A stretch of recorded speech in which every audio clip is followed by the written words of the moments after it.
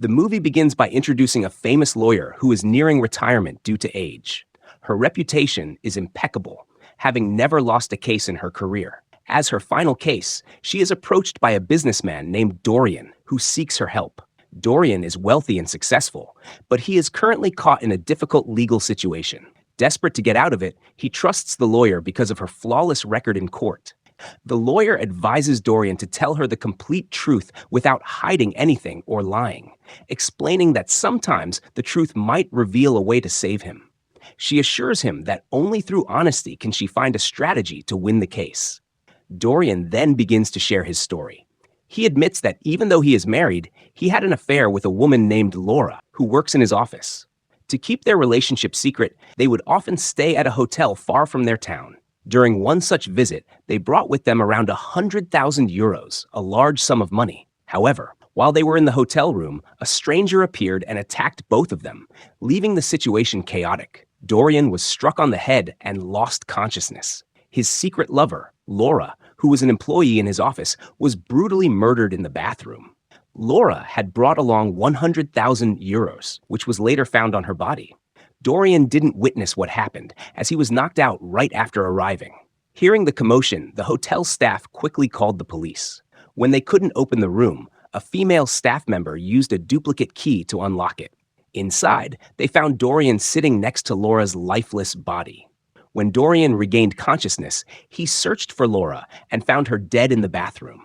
It was at this moment that the police and staff arrived, and Dorian was arrested on the spot. Dorian tried to explain, saying he didn't know who committed the murder and that he had been unconscious after being struck on the head. However, no one believed him because the room had been locked from the inside. Additionally, the hotel's cold climate meant that windows were kept locked and their handles were removed to prevent guests from opening them.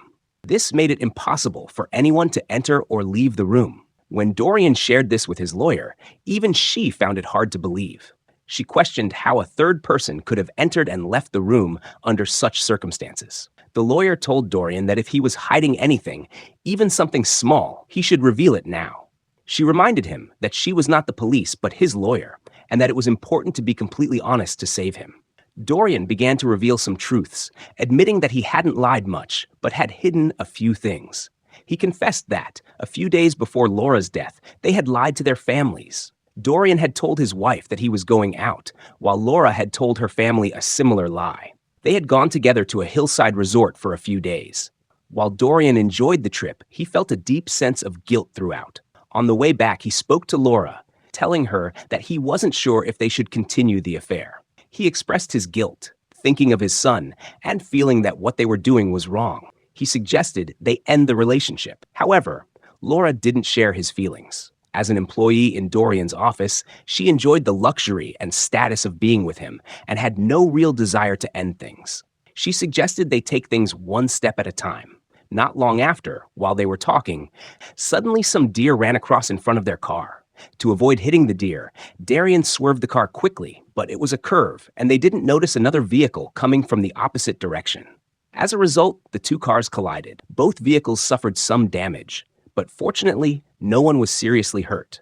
Dorian and Laura were lucky, as neither of them faced major injuries. However, when they checked the other car, they saw a young man inside, appearing to be around 20 to 25 years old. He was unconscious. After a short while, they realized that the young man had died in the accident. This shocked both Dorian and Laura. When they found the man's wallet, they realized that he was a bank employee. The whole situation made Dorian very anxious, but Laura tried to calm him down, telling him not to worry. She suggested that they should quickly move the car from there. She told Dorian to leave and promised to take care of the other car. Meanwhile, another car arrived at the scene. Naturally, if there's an accident, people would stop to check. So, Laura quickly got out of the car and pretended to argue with Dorian. She even took out a paper and pen, pretending to write down the car's damages, and told the passerby that Dorian had agreed to pay for the damages. At that moment, the phone of the young man who had died started ringing. The passerby heard it, but Laura quickly claimed it was her phone. She rushed to pick it up and acted as if she was talking on the phone. The passerby didn't seem to notice the blood slowly dripping from the side of the dead man's seat. Laura didn't notice it either. In the evening, as it started getting dark, Dorian followed Laura's suggestion to hide the accident. According to Laura's plan, Dorian pushed the car, along with the body of the young man who had died, into a nearby lake to ensure no one would find out about the incident. At that moment, Dorian thought he saw something moving, but he quickly relaxed, assuming it was just a deer.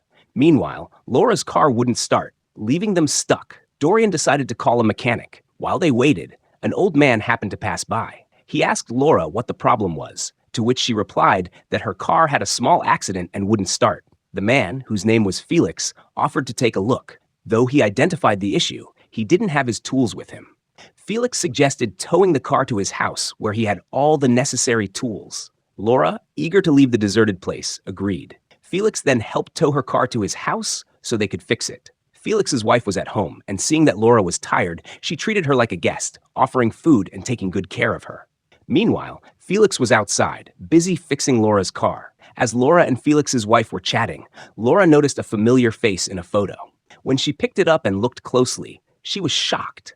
The young man who had died in the earlier car accident was none other than Juan, Felix, and his wife's son.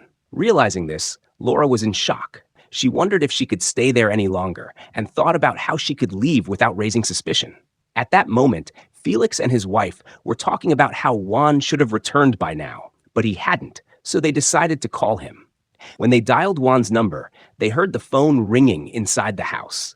Laura had taken his phone earlier and still had it with her. Felix and his wife quickly went to check where the sound was coming from. Felix asked Laura if she had heard anything, but she didn't respond. When they called again, they realized the phone was hidden between the sofa cushions.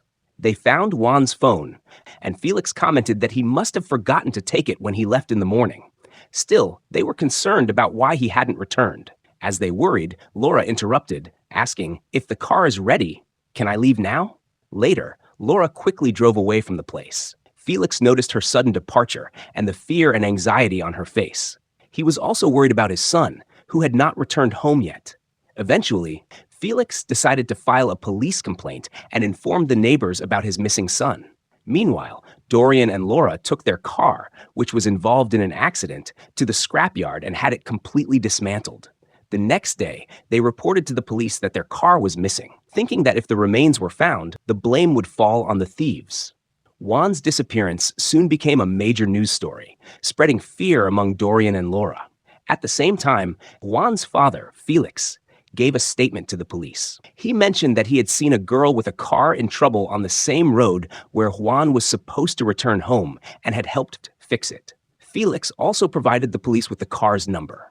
The police traced the car back to Dorian. He was called to the police station, and when asked if the car had been at Felix's house that night, Dorian claimed that the car was missing and that he had already filed a report. The police, therefore, believed that Dorian was not the one using the car that night. Dorian also had an alibi to prove that he was not in the area at the time of the incident. As a result, the police found no reason to suspect Dorian. Additionally, being a wealthy man, Dorian used his lawyer to provide some money and ensure that his name was kept out of the investigation. The police eventually let Dorian go as they didn't have enough evidence against him. However, Felix and his wife had suspicions about Laura visiting their house that night. They provided the police with a sketch of her. When the police asked Dorian if he knew the woman, he denied it, although Laura worked in his office. Concerned that she might be caught, Dorian discussed the situation with his lawyer. The lawyer asked if Dorian had seen or contacted Laura again. Dorian initially said no, but the lawyer warned him that with security cameras everywhere, they could get caught if they weren't careful. Dorian then admitted that he had called Laura a few days later after seeing a news report suggesting that Juan hadn't died but had stolen 50,000 euros from his bank and fled the country. Dorian, shocked by the news, contacted Laura and arranged to meet her at a restaurant to discuss the situation. During their conversation, Laura revealed that she had taken Juan's wallet and used his ID card, along with her husband, to steal the money. Dorian asked Laura how she could betray a dead man like that, but Laura showed no remorse, focusing only on escaping from the case. Finally, when Dorian confronted her, Laura threatened him, saying that if he caused any trouble, she would make sure he took the blame. With no other choice, Dorian reluctantly agreed to her demands. Juan's father, Felix, came to Dorian's office. Felix had identified him based on his car's license plate, which the police had traced.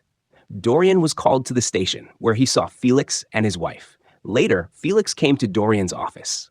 When Felix arrived, he was holding a cigarette and asked for a lighter to light it. However, instead of using it, he threw the lighter into an aquarium. Dorian found this strange and didn't understand why Felix did it. The act triggered a memory in Dorian's mind about a lake where he had dumped a car. He became anxious, his throat dry with fear. The lawyer asked what happened after that. Dorian explained that Felix came closer and mentioned an incident when Laura and Felix had gone home together. When Laura returned, she looked terrified. Felix noticed that she adjusted the car seat before driving, which made him suspect someone else had driven the car earlier. When Felix questioned what happened, Dorian felt silent and uneasy. Felix, his voice trembling, demanded the truth, asking Dorian what he had done to his son. Felix explained how his son Juan disappeared after swindling a large sum of money. Felix and his wife decided to live quietly, but they wanted to know what happened to their son. Felix described how the police dismissed Juan as a fraud and closed the case. Villagers mocked them, and his wife's health deteriorated due to the stress, leaving her in critical condition at the hospital. Felix begged Dorian to tell the truth and at least return his son's body. Due to fear, Dorian chose not to reveal anything, which angered Felix. In his rage, Felix grabbed Dorian. However, security guards intervened, pulling Felix away and escorting him out. As he left, Felix shouted in a determined voice that his son had been killed and he believed Dorian was involved. Dorian narrated the events in detail to his lawyer. When the lawyer asked if anything else had happened, Dorian admitted that another incident had occurred. He explained that he received a courier containing a photo and a recorded cassette. The photo showed Juan being pushed into a lake, and the recording featured an unknown voice claiming to have seen Dorian pushing Juan. The voice also stated that it had all the evidence needed to prove the claim. The unknown person began blackmailing Dorian, demanding €1,00,000 and providing the location of a hotel where the money was to be delivered. He also insisted that Dorian bring the lover who had been with him earlier. Following the instructions, Dorian took the money and went to the specified location. At the hotel, they were instructed to wait for a call on a public telephone. When the call came, Laura answered it. The person on the other end instructed her to place her phone in a nearby dustbin, which she did. Laura then walked ahead while Dorian followed behind. Soon after, Dorian received a message on his phone from Laura's number, despite her phone being discarded. The message directed him to room 715. Rushing to the room, Dorian found Laura inside. Before he could react or understand what was happening, he was struck on the head and lost consciousness. When Dorian regained consciousness, he found Laura dead. The unknown person had moved her body to the bathroom and placed money on her. At that moment, others entered the room and saw Dorian holding Laura. This made him appear guilty. Dorian explained all of this to the lawyer, who expressed skepticism, saying it was difficult to connect all the details. The lawyer urged Dorian to tell the complete truth, but Dorian insisted that what he had shared was all he knew and was the truth. The lawyer asked Dorian if he had any suspicion about who might have killed Laura and attacked him. Dorian responded that he suspected a stranger who passed by when their car collided with Juan's car. He explained that the stranger seemed to move away casually, but might have gone elsewhere, and observed their actions. Dorian believed that the stranger had seen him pushing Juan's car into the lake and might have taken photos. He added that at the time of pushing the car into the lake, he felt someone was present nearby. Initially, he thought it might be an animal, but later he became certain that it was the same stranger. The lawyer disagreed, stating that the stranger likely had no reason to kill Dorian or Laura just for money. Instead, the lawyer suspected that Juan's father, Felix, could have been behind everything. Felix could have blackmailed Dorian, demanded money, and orchestrated the attacks. Dorian then asked how Felix could be so sure that he had killed his son, given that Juan's body had not been found and there was no evidence. The lawyer explained logically that Felix might have visited Dorian's office that day and taken Dorian's lighter. Felix could have compared it with the lighter used later and confirmed it was the same. The lawyer added that Felix had thrown the lighter into the water, likely to test Dorian's reaction and observe his fear. Felix might have also sent a random lake photo to mislead them, which Dorian and Laura unknowingly fell for. Lakes, all looking quite similar, made it difficult to identify one from the other just by taking a photo. They explained that the man, in his attempt to solve his son's murder, thought cleverly like a cunning fox. He had blackmailed others, instructed them to clear their phone's dustbin, and even sent messages from it. It was revealed that Felix was behind all of these actions. Later, Felix entered the room, attacked the person, stole money, placed it on the victim's body, and murdered her. This made Dorian suspicious. He wondered how Felix could have escaped the locked room since the door was bolted from inside and the windows were inaccessible. The lawyer explained that Felix's wife, who worked at the hotel, was the mother of Juan. She had access to levers that controlled windows and doors, along with duplicate keys. On the day of the crime, she unlocked a window slightly, allowing Felix to enter. He hid inside until the right moment, killed Laura, and escaped through the same window. Dorian raised another question about how the window appeared locked from inside afterward. The lawyer clarified that during the chaos, when everyone's attention was on Laura's body, Felix's wife discreetly locked the window, creating the impression of an unbroken seal. The lawyer concluded that this was all part of Felix's plan. They needed solid evidence to prove Felix's involvement and to shift the blame for Juan's death onto Laura, as that would establish a motive for Felix and his wife to kill her. Hearing this, Dorian praised the lawyer for their skill and cleverness, expressing confidence in their ability to win the case. Before proceeding, they decided they needed to act. So the lawyer suggested placing some of Laura's belongings, like a purse or card, inside the car that was pushed into the lake. Later, they planned to inform the police anonymously using a stranger's phone number saying, "The car is in the lake." The police would find the car, recover Juan's body, and discover Laura's belongings inside. This would lead them to conclude that Laura was responsible for Juan's death. The next step was to determine the lake's location, which Dorian marked on a map. Dorian then thanked the lawyer, saying he had sought advice from many people but never found a clear solution. He expressed amazement at the lawyer's intelligence and promised to reward them generously if the case was successful. However, Dorian revealed a shocking secret. He admitted that when Juan's car was pushed into the lake, Juan was still alive. Dorian said he could have saved him but chose not to, fearing more complications. Instead, he left Juan to drown. Hearing this, the lawyer was shocked. She responded that she had supported Dorian because she believed he was unfairly trapped in the case. But now, it was evident he had committed a grave crime by drowning a young boy, an act that deserved punishment. Suddenly, Dorian's attitude changed. He told the lawyer that if he had revealed this earlier, they wouldn't have helped him. That's why he had kept it hidden. He reminded her of their agreement, which stated that anything he confessed would remain confidential. He warned that if the lawyer disclosed his crime, he could take legal action against them, ruining her career. The lawyer found herself in a moral dilemma, unable to support Dorian further. Meanwhile, Dorian's true nature became apparent. His anger and threatening behavior intimidated the lawyer, leaving her deeply troubled.